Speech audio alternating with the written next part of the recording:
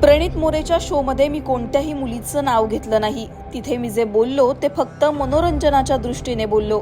तिथे माहोलच तसा होता. होस्टच्या कॉन्फिडन्समुळे मला ते बोलण्यास प्रोत्साहन मिळालं. हिमांशू जांगरानं त्याच्या 370 रुपयांच्या बिर्याणीवरील वक्तव्यावर दिलेलं हे स्पष्टीकरण.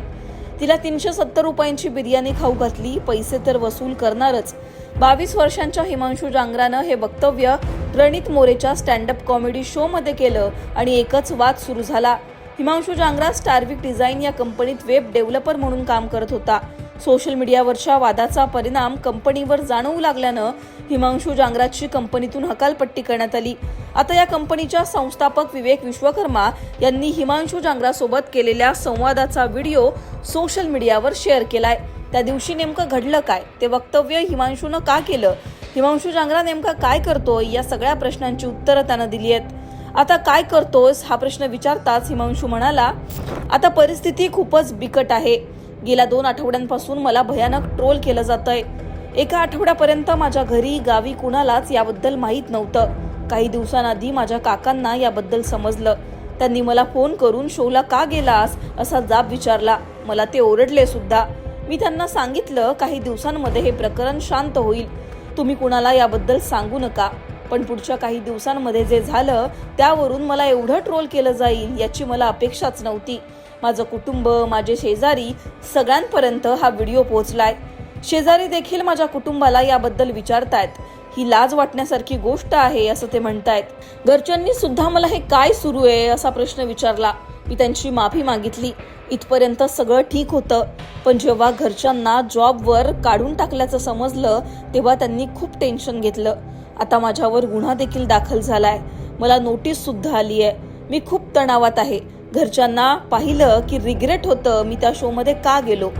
370 रुपयांच्या बिर्याणीबद्दलचे ते वक्तव्य का केलं असं त्याला जेव्हा विचारलं तेव्हा तो म्हणाला, गुडगावमध्ये पहिल्यांदा शो झाला. मी म्हटलं एकदा जाऊन शो अटेंड करूयात. मी तिथं पहिल्यांदा गेलो.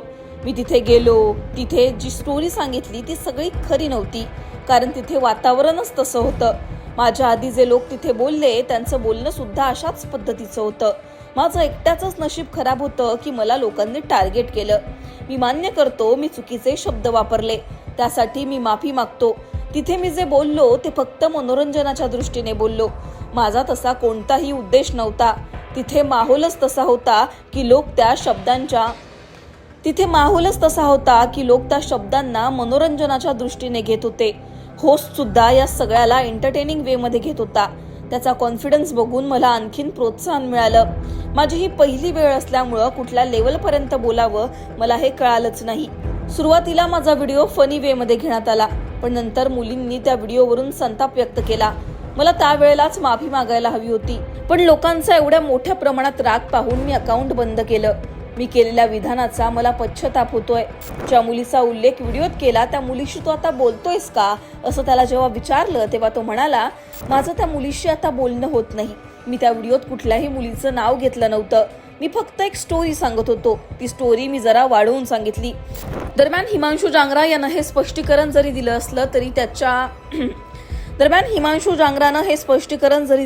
तरी या प्रकरणात आता प्रणित मोरे, सेजल पवार आणि हिमांशू जांगरा याच्यावर FIR दाखल झाली आहे. त्यामुळे हिमांशू जांगराला आता समन्स बजावण्यात आलेत.